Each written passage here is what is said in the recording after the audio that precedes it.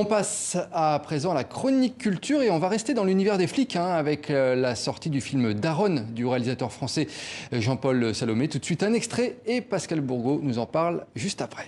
Ouais, on bouge là, frère. La galérance, elle est finie là. La galérance, elle est finie. أنا مدام بنت بركة ويا دخت معك عندي صلة للبيع جاية من البيت. Ma briche sera rare. Brita Yimea ou le Métine. Il y a une femme qui deal des tonnes de shit dans Paris. On est incapable de la choper. Sur la tête de ma mère, c'est de la patate de chez patate. Ça fait toujours plaisir quand le client est content du produit. Tu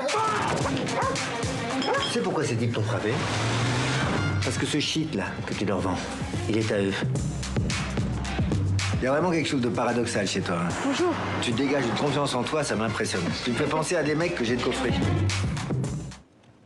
Et bonsoir Pascal. Bonsoir Nicolas. Bon, on a reconnu Isabelle Huppert dans le rôle de Daronne, mais qui est-elle vraiment en fait?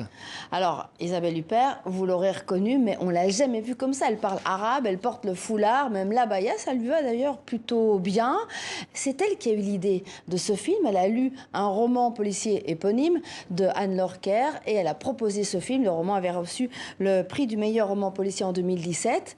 Alors, elle incarne cette femme qui est traductrice franco-arabe dans la police. Et puis, tout d'un coup, elle devient la plus grande dealeuse de shit de Paris. Je n'en dis pas plus. C'est vraiment un film drôle, un bon film à voir en famille. Et il est sorti cette semaine en France, en Belgique et en Suisse. Eh ben, on va suivre ça sur les écrans de cinéma. Allez, on continue notre série sur le grand festival de photojournalisme à Perpignan, Pascal. Oui, alors, vous en avez déjà parlé dans la chronique. Jusque fin septembre, Visa pour l'image propose plusieurs expositions sur des thèmes d'actualité.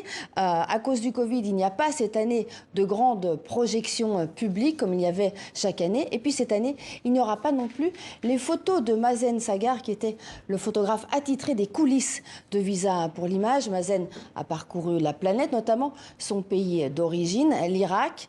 Il parvenait à photographier, à saisir l'âme à la fois des soldats de Mossoul et des mannequins de Milan. Il aurait adoré cette exposition qui retrace la pandémie vue par des photographes des quatre coins de la planète. Une exposition qui a vu Pascal Achard et Guillaume Gouet pour nous. Une planète, otage d'un ennemi invisible, une partie de l'humanité confinée et des photographes au front pour témoigner d'une crise sanitaire sans précédent. Il fallait que je sois au quotidien au contact des gens qui soignaient dans les hôpitaux. Il fallait que je montre le triste constat où la morgue était dépassée, les familles n'avaient pas accès à leur mort. Hervé Lequeux a arpenté la Seine-Saint-Denis, l'un des départements français les plus touchés dès le début de la pandémie. Jérôme Jans a de son côté documenté le calme et la sérénité régnant à Taïwan, rare pays à avoir pris les devants et à ne pas avoir vécu le confinement. Les autorités taïwanaises, elles ont créé une petite mascotte qui est un chien, un Shiba. Et ce côté mignon, en fait, que vous avez à Taïwan, incite les gens à respecter les règles. C'est-à-dire que vous n'avez pas de message qui ordonne, vous n'avez pas de violence dans le propos.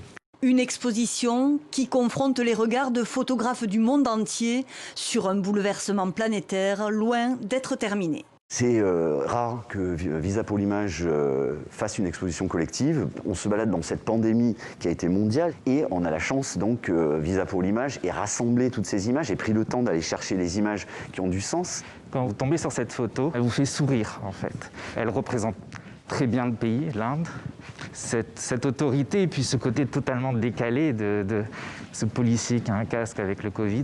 Moi, elle m'a beaucoup touché. Un tour d'horizon percutant qui permet aux confinés que nous avons été de se reconnecter au monde. Et puis toujours les suites de la pandémie partout dans le monde, Pascal, les salles de spectacle ont dû fermer leurs portes. Elles rouvrent petit à petit et c'est une bonne nouvelle. Et c'est notamment le cas d'un célèbre cabaret parisien. Alors je suis sûre que vous le connaissez, le célèbre cabaret de Michou qui est décédé le 26 janvier à l'âge de 88 ans. Eh bien, son cabaret, lui, survit, il rouvre ses portes ce soir avec Les Michettes. Alors c'est un casse-tête évidemment parce que vous le voyez, la scène est minuscule et les artistes ne sont plus censés se croiser. Et la salle aussi est minuscule. Ce ne sont plus 80 personnes, mais plus que 50 personnes qui pourront assister tous les soirs à ce cabaret, à ce spectacle de transformistes. Et on regarde quelques extraits.